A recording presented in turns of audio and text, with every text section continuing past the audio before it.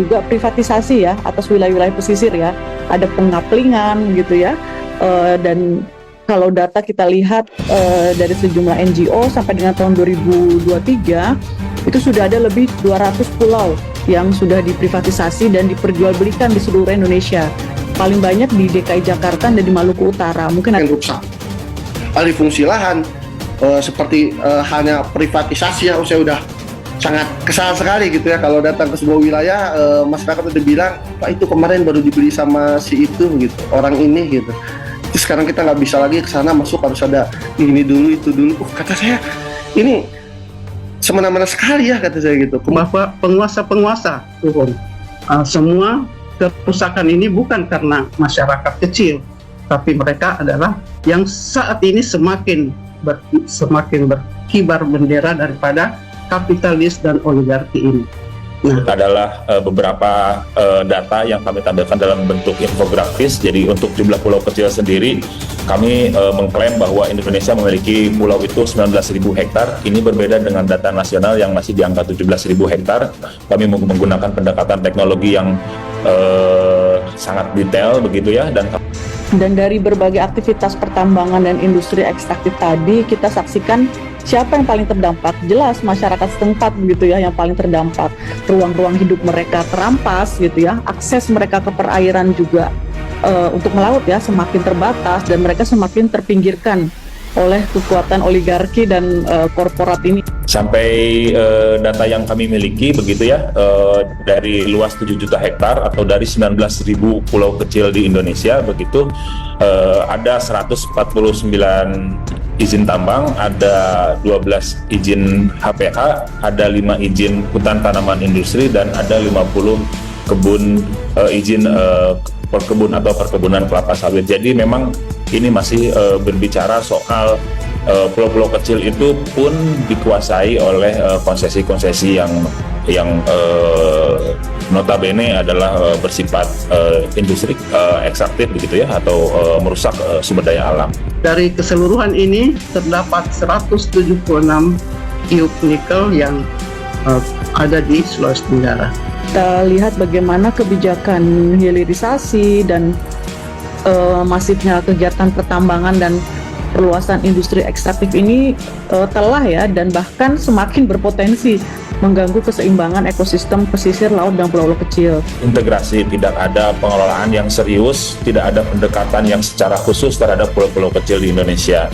Begitu. Jadi mungkin ini lebih menekankan pada investasi atau peningkatan ekonomi begitu. Maka Sulawesi Selatan, di Maluku Utara gitu ya.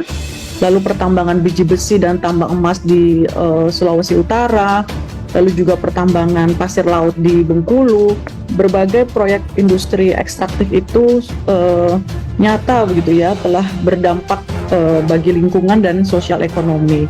Marak, banyak yang tertangkap KPK dan karena penembangan liar yang juga bernilai sampai miliaran bahkan triliunan yang di backing atau dilakukan oleh para penguasa, di mana pemanfaatan pulau tersebut sayangnya gitu ya untuk kepentingan perorangan atau perusahaan gitu ya.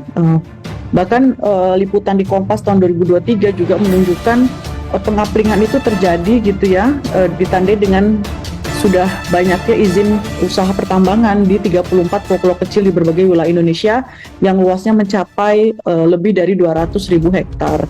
Berlakunya Undang-Undang Nomor 27 Tahun 2007, sejak tanggal tersebut seharusnya perizinan tambang di pulau-pulau kecil tidak boleh lagi terbitkan atau tidak boleh lagi terjadi, termasuk penyusunan perda. Mau tidak mau atau suka tidak suka dengan data ini gitu ya, sebetulnya ada upaya deforestasi terencana begitu ya, dengan membebani hutan alam kepada perusahaan-perusahaan atau dengan perusahaan-perusahaan tambang termasuk kebun dan HTI juga, dan luasnya memang tidak sedikit, ada 182.000 hektar.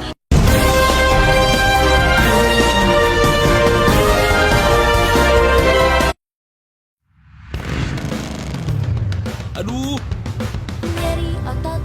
solusi praktis min.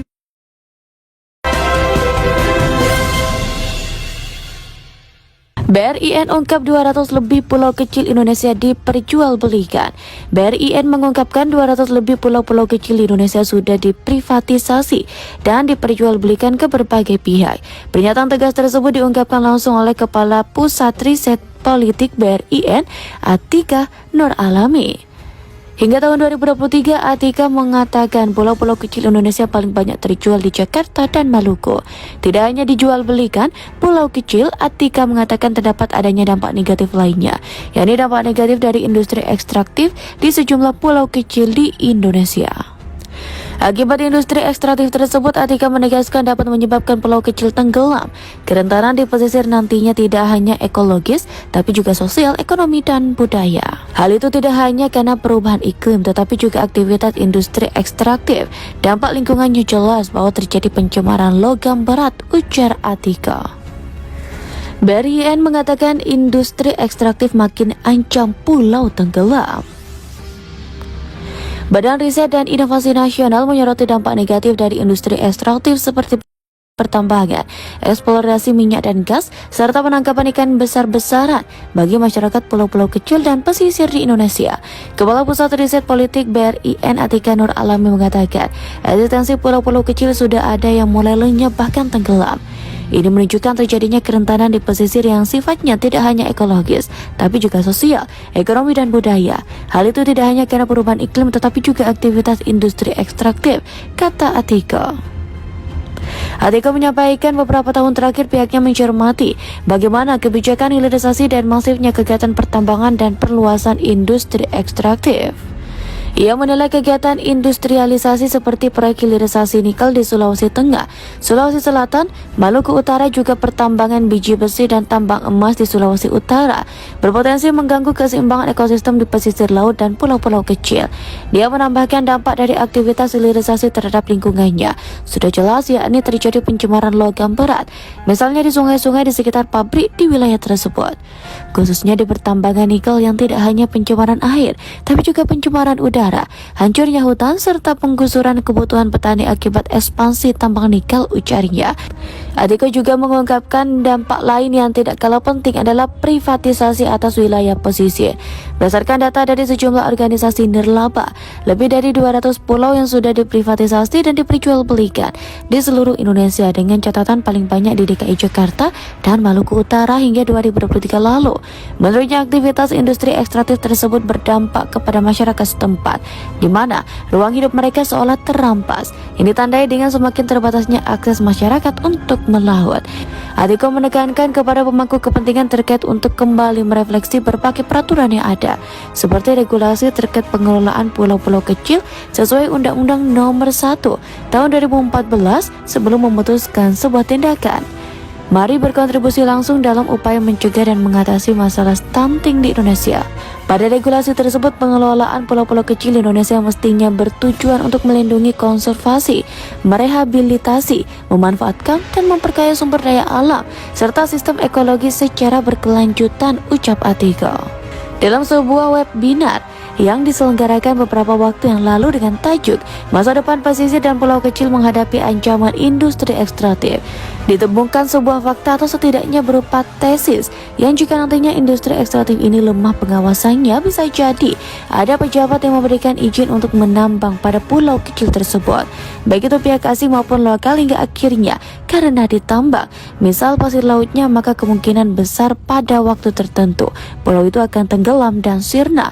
Mungkin temuan ini yang kemudian dinarasikan ada ratusan pulau kecil yang banyak terjual. Dalam berita itu disebut ada 200-an pulau yang diperjualbelikan. Dalam kegiatan tersebut ada banyak kajian dari para aktivis atau akademisi terkait nasib pulau kecil di tengah ancaman industri ekstraktif yang kini lagi gencar-gencarnya dilakukan. Hilirisasi adalah kata indah yang hampir kita dengar setiap penguasa berbicara. Sementara yang mesti kita pahami adalah bahwa hilirisasi itu sendiri adalah kegiatan yang mengeksploitasi alam berupa penggalian tambang untuk menggeruk sumber daya mineral yang ada di dalamnya. Dan yang pasti proses ini jelas sangat merusak lingkungan. Dari itu semua kita juga sepatutnya melakukan kontrol ketat dari kegiatan-kegiatan serupa. Bisa kita saksikan juga kontrol lemah dan dipermainkan. Timah saja bisa dikorupsi hingga 300 triliun. Dan bagaimana menurut Anda?